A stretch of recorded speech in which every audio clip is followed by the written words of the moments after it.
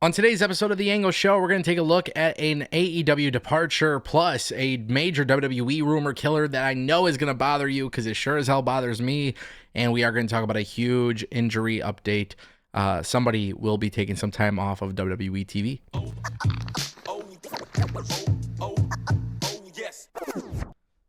Hey, if you guys like professional wrestling, you want to stay updated with everything, you should probably go ahead and click subscribe and ring that bell. This way you never miss a video. I want to talk to you guys first about Apollo Crews. Unfortunately, it's come out that Apollo Crews has undergone surgery after suffering an injury on WWE SmackDown. He wrote on social media that he's heading into surgery. A few weeks ago on SmackDown, I tore my pec. It's an unfortunate situation. Sometimes you do everything right, but there are just some things beyond your control. I'm looking forward to the road ahead, attacking it with a positive and unstoppable mindset. Now, obviously, Apollo Crews is somebody that I'm a huge fan of. I genuinely enjoyed his work in NXT, but it does bother me to see that this is the situation at play, especially when you look at the WWE SmackDown mid-card. You know, Apollo Crews is a great asset. It's not like this guy's been given a major push, but we're finally starting to see him on TV again. Triple H found ways to put him on TV, and then unfortunately, he just suffered a torn pec. This is ridiculous, to be honest. It sucks. It's sad. There's a million ways to describe this. And, you know, really what it comes down to is WWE just has to be prepared. This is why you always want to develop talent in your mid-card, because when one person finally gets on TV and now you can't utilize them, you have to figure out a plan B. And I think this is one of WWE's struggles, honestly. Sometimes they're kind of dealt a bad hand when it comes to those injuries and things of that magnitude, but you got to develop people who are ready to step up and take a spot. And SmackDown is currently 3 hours, and you got to start using some of that time to beef up your mid-card. Apollo Crews is just a tremendous talent, and I think, there's a lot more that could be done with him. Obviously, a torn pec, it's a serious injury, man. It's serious. Obviously, we saw what happened with Cody, and he came back with a torn pec, and that whole thing was crazy, but I'm not expecting Apollo Crews to do any of that. It's just something that I definitely needed to talk about because, man, look at that. That's not what you want to see when you're watching WWE or AEW or TNA. These guys that have an opportunity, they finally get a chance, and then an injury takes them off of television. But that is the risk of professional wrestling, guys. Injuries are part of the game, and obviously, you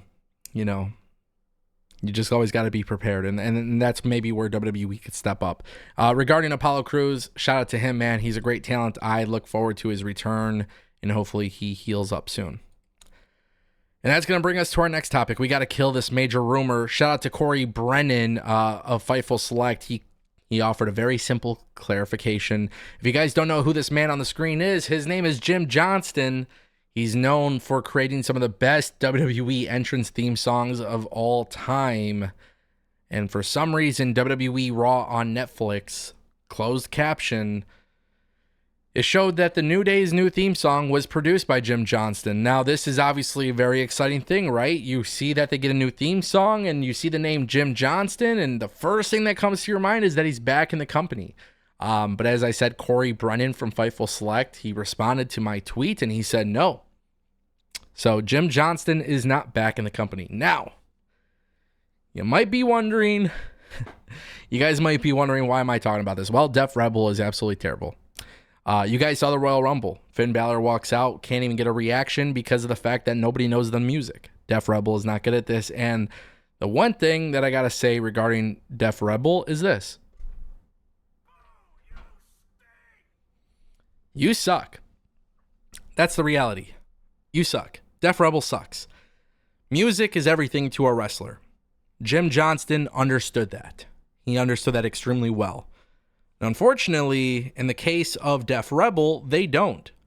A lot of stuff sounds generic. A lot of stuff sounds the same. A lot of stuff from Def Rebel sounds bad.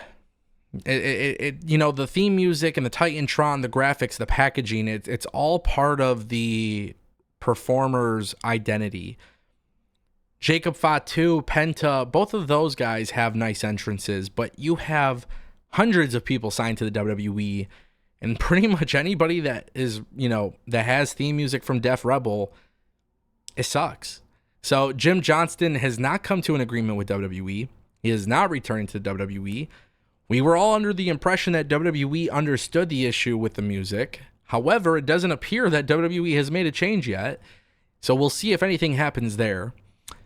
But the reality is this: until WWE makes a change, until they understand the change and why it's needed, and until something is done, I promise you guys it's still going to be a major issue within the company. And that is really unfortunate. And that's the thing I definitely don't want to see.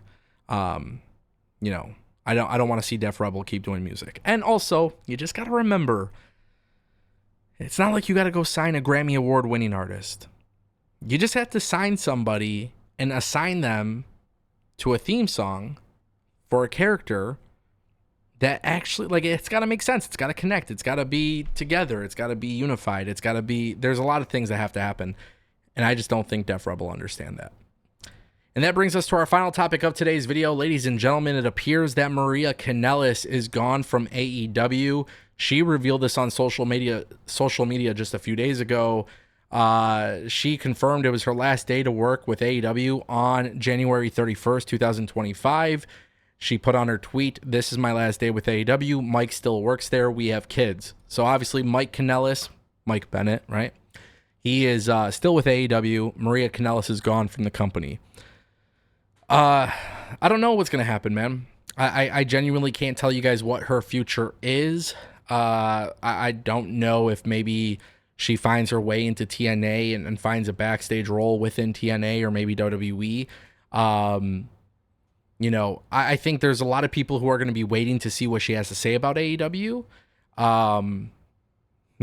Just from a character and on screen and like a TV thing, I think Mike Bennett and Maria Kanellis were both heavily underutilized in the company. Genuinely speaking, I feel like Maria Kanellis has been around the business for such a long time and she understands it so well, especially when you look at the Women of Honor, Ring of Honor, and her experience there. And I just think, for AEW to not really capitalize on that, especially when their women's division could see an improvement, that is obviously kind of disappointing. So, best of luck to Maria Kanellis and whatever she does next. The fact that she's gone with the company, and completely done, I'm curious to hear more about that. And whenever that interview drops, I'm sure it'll be a good one. Maybe Chris Van Vliet could get one lined up. But yeah, another departure from AEW. Does it hurt the company? No, we're not going to act like it does. But is it another person that has left the company and now re-signed with the company? Yeah. Now, why might those reasons be? We'll have to find out at some point. Ladies and gentlemen, thanks for watching The Ango Show.